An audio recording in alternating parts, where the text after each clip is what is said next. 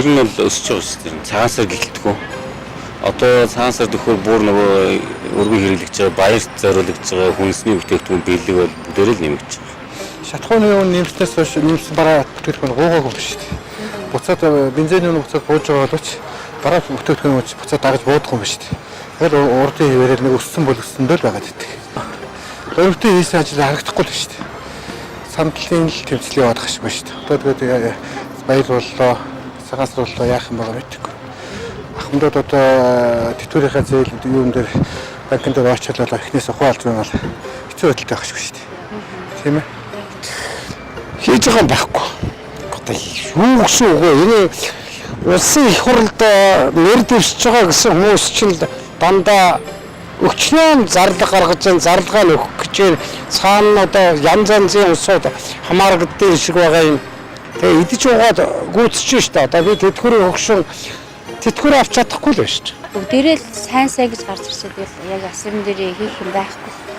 Ард өмнө тэгэл улам хэцүү амьдрал аягүй хэцүү шүү дээ. Хүн болгон яаж амьдрий да ажилдаа нэг яваад байгаа болохоос биш. Ажилгүй бас аягүй хэцүү шүү дээ. Хамгийн эдэг их чинь цагаан эдэгээр засах гээд асуусан чи 250-60 гэж тэгж байна. Тэгэхээр юмны үнэ хөргөлттэй л гэж бодож байна. Мах зах бол одоо өсөж байгаа ш. Иргэний хувьд бол одоо эднэрийг хийж байгаа ажил нь ингэж өөрсөө ингэж их хэмжээгээр зээлч ард түмрөө эмрэх байдалд оруулсан юм одоо майл гэж хэлэхээс өөрийгөө хэлэхэд бид нар тий. Ихтэй хийж чадахгүй юм л гэж бодож байна. Яагаад гэвэл амьдрал өөрчлөгдөхгүй байна. Орчин нөхцөл өөрчлөгдөхгүй байна.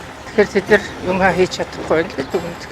Тэгвэл манайхны хандлага тийм л байдаг шүү дээ. Яг баяр болохоор юмныхаа үнийг өсгөждөг. Яагаад тэгэхээр хүмүүс ямар ч сонголтгүй авахаас өөр арга байдгүй учраас тийм хууль үйлчилдэг. Одоо нөлөөлөх байлгүй горцоор нэгэн гэтэн жил болж байна. Одоо 85 хүрлээ тэгээд тэнд түлхээхээс сайхан юм уу цаад нүдэн хэвэж. Ард түмний амьдрал гэдэг шүү дээ. Тэгс юм бол яг цаагаараа том бодлого байдаг юм гэхгүй. Яг одоо бидний гар дээр тийм бүрж байгаа юм бол байхгүй. Мэдэгдэж байгаа юм бол алгал. Одоо хийсэн юм алга биш тийм хоорондоо хэрүүл хийхээс өөр юм алгал байх ч. Тэд мэдхгүй юм хийдэг юм уу? Ширэлдээ суудаг юм шүү дээ. Юм ер нь хийхгүй тэгж л харагдаж байгаа шүү дээ. Засаг дээр жоохон тогтургуул ах шиг шүү дээ. Юм хийж байгаа юм уу? Хэрэлдэл байх юм шүү дээ. Юм хийж байгаа л байх шүү дээ. Би ч одоо хийж байгаа юм харахгүй л шүү.